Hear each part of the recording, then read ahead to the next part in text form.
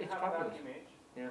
when you have that image and you don't like that dot there, you can move it. Instantly when you move it, you have got the cross-section view on the other side. Yeah, it's absolutely brilliant, that is. And you can actually zoom in, even on cross-section, and then you won't be able to turn it, but zoom in and out Yeah. to see what's the most outer point. If you're happy with the margin, you can accept that with the green tick. And Right. now we are at the other stage, which is really important about 8.5, automatic insertion access. This wasn't available on the previous version of the software which was developed by us.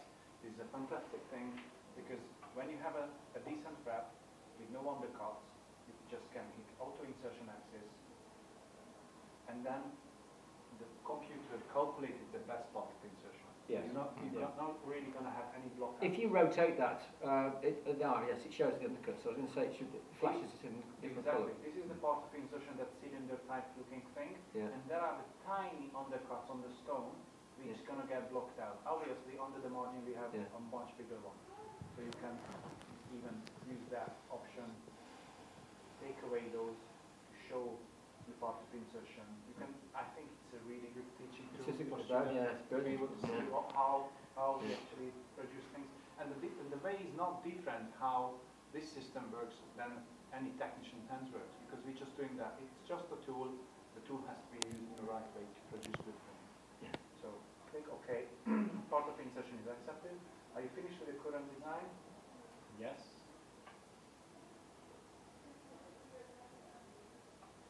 And then we have got our coping. Yeah.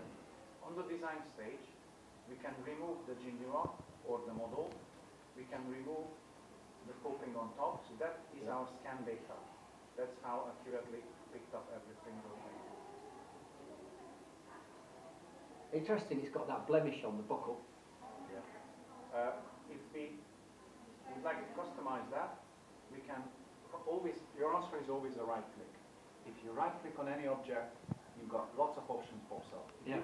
Different to every different prosthesis or every different crowns. But if you right click on it, you can have transforms, not remove material, color.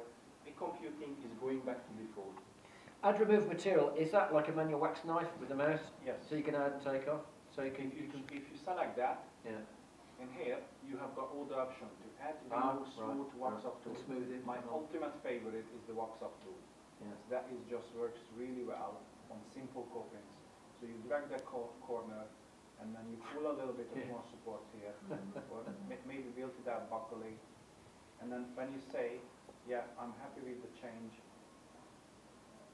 like that, it always depends on the case. I used to scan single jobs, single bonded crowns without model. I scanned the die, that was on the screen, and I actually hold the model physically in my hand with the bike together, and I looked at my model and looked at the die, and I pulled the support where I think needed.